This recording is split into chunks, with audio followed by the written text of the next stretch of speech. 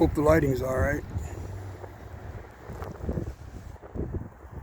Just come out, there's the side door of the shelter. There wasn't any chapel today. The chapel was being used for a heating room.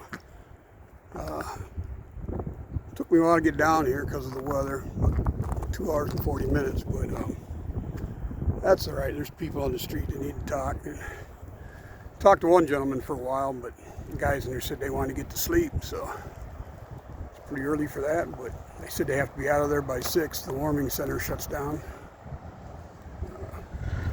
But it was a good drive. Wasn't bad. A couple times we got over 45 on the expressway. But this is winter, and actually Highland Park, most of you know, that's a little city, a poor city in the United States, and it's right inside the city limits of Detroit. This is the rough end of Woodward Avenue, but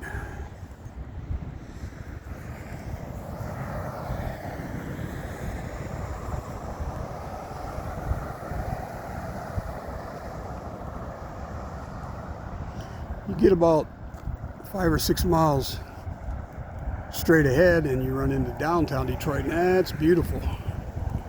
Lots of Christmas lights, the trees up.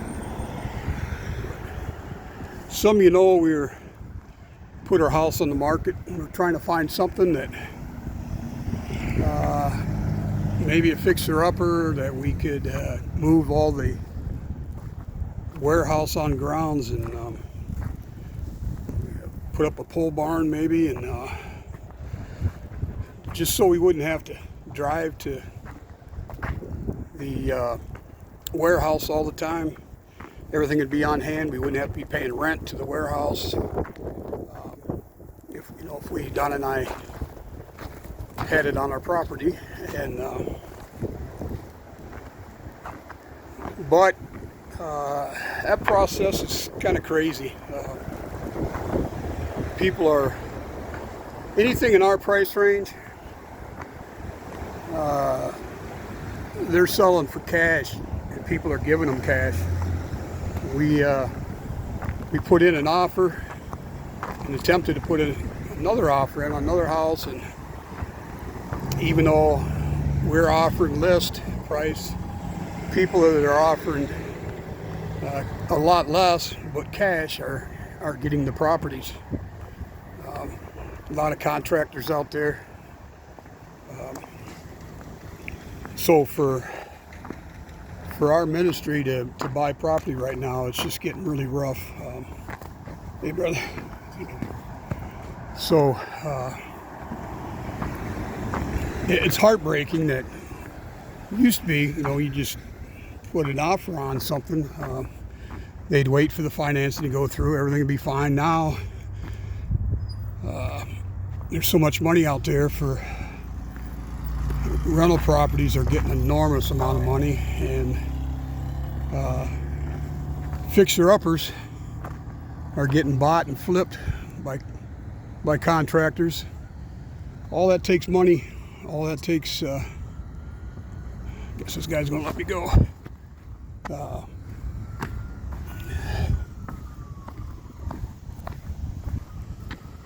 So when we tell them, we can put 25% down, and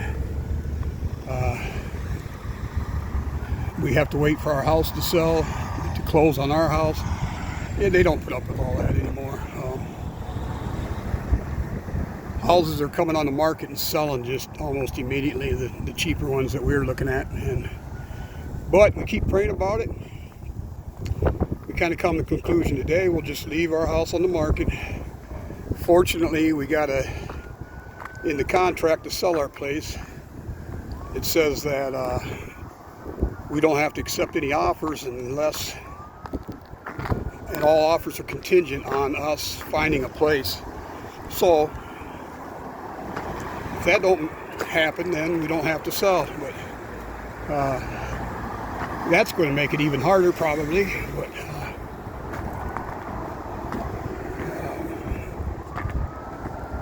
But But the thing is that if it's God's will, something will open up. These are nice buildings right here for lease. Wish I could afford something like that. We could have our own shelter. But we'll just keep plugging along with what we're doing. And I just told Donna to decorate the house like we're staying. If God opens a way for us to sell it, something else comes up, that's good. If not, hey, we'll be all right. God's always taking care of leg up ministry, so no reason why he won't now.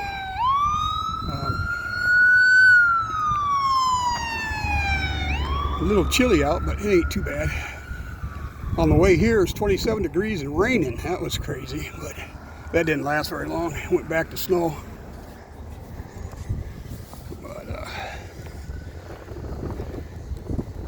just thought I'd take a short little walk and let you see some of what it's like down here at nighttime. I think I got one in the day. It was a live one, but I didn't know how to shoot live videos, and it ended up sideways on TV. It's fine on the phone, but it don't work on the TV, so I'll get that figured out. This is my favorite building in Detroit. It was, anyway. This is the Highland Towers. They had big aspirations. The car companies, Ford, I believe, helped put this together. They had, this is the main entrance. It was shaped like an E, so the main leg went here, and then off this ways. They had three branches. They've got a 53 car garage underground underneath this thing. The towers part never came to be. That's as high as it got. But we'll stay too long here because they'll get up nervous, because there's people living in there, or people doing business of some kind. They come in and out of that. One of the I've been down here enough to know that one of those sheets of plywood, they've got it kind of hinged, so they go in and out of there. And it's not really the needy homeless, I don't believe. I think there's something else going on in there. But I'm here for anybody that needs help. But yeah, anyway, so this has those 3 E's, and in between each of those legs was green space. So they had almost like park. At one time it had to be beautiful. Then all these storefronts along the front of it. And then got where they couldn't pay the bills. So the water and electric got shut off, and people still didn't move out. Some of these units were still open, still running. And nobody was paying, of course, so that's why they shut everything down, trying to drive them out. But then one, I can't remember if seems like it's right around 2014 or so, there's a gang went through here and just started burning. And they were starting fires up and down every part of this thing. When the firemen came to put the fire out, they were still lighting fires. They didn't care, they just kept it up. So, beautiful buildings like this, senselessly destroyed. But a lot of people are just very upset with the car companies. You know, promising work. They did have work, but as soon as they got a chance, they got out of town. And once they left, there's no jobs. Nobody could keep their properties up. Detroit had 66% of its population leave the city, but Highland Park had 84%, I believe it was. Almost the whole thing, people just left. There's nothing here, there's no work. So this used to be a really affluent neighborhood, but with no taxable tax base here, no taxable income, no work, people just left. So I'm not sure what time it is. Got to be 8:30 or 9 o'clock at night. So I'm going to start heading back to the car, but just wanted to give you a quick update on our property. The van, or box truck that was donated. So many people donated to that we were able to get with the help of Penske. That has been a major blessing.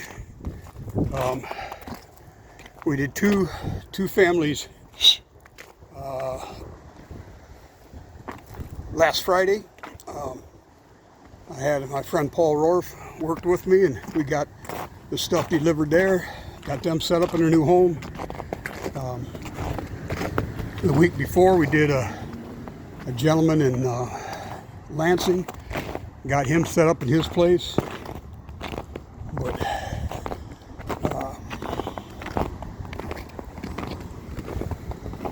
how you doing, man? We just keep doing what we can do, and pray to God to help us out with what we can't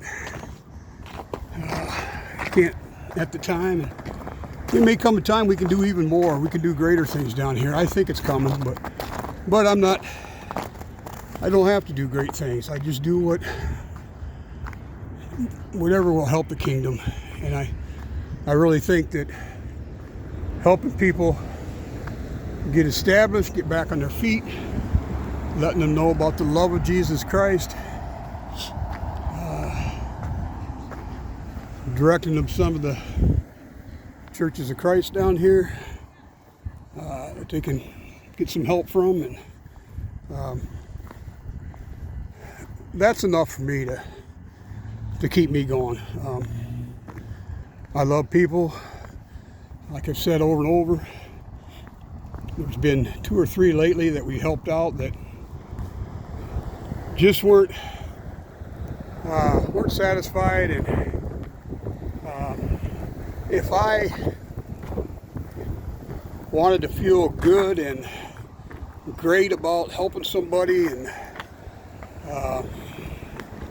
never wanted to get taken advantage of, this would not be the business to be in. People will take advantage of us, and I really don't care, because some of those very people, the second to the last one we did, while we were inside setting up the house, they got in the truck and took some stuff out of there that was for the next family and took it in the back of their house. And I did confront them on that and got the stuff back. I said, look, I'm not driving all the way home to get stuff again for the next family. I need that stuff back. And they gave it to me.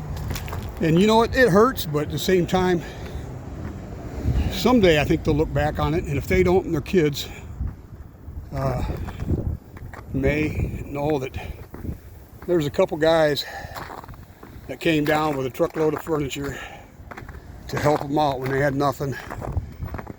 And all we could talk about is the love of Jesus Christ and how much He's helped us and what He's done for us. And I'm just hoping that will lead them to want the same thing. So I think right around this next fence there's a bunch of guys out there. I'm not going to videotape them, so I'm probably going to call this to a halt. And we really need coats, men's clothing, no women's. We got so much women's that we're going through and picking out what we're overstocked on and having to move it out, finding other charities that need it. But funding's low in the winter. It comes in nice. You guys really take care of us, but at the same time, when we have to buy mattresses for all the beds we give out, because we don't give out used mattresses, and buying some warm weather stuff, gloves, long johns, warm socks, that comes out of, that's cash. So, you know, paying rent on the warehouse, gas coming down here. You guys cover all that for us, and I'm very pleased, very happy that God lays that on your heart. And I think them guys left, so I'm not going to worry about it. They want to videotape them, but I think they saw me coming and got out of there. But anyway, thanks a lot. There's my car right up there.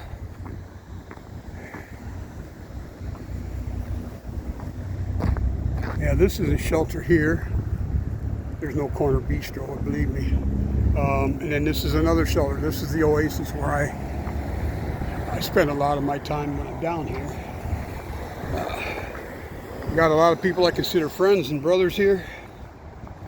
And even sisters. They're on the street mostly, but I love them dearly.